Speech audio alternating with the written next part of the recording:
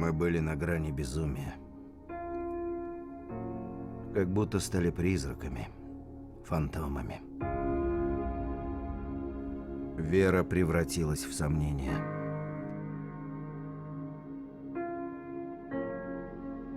Надежда в суеверие.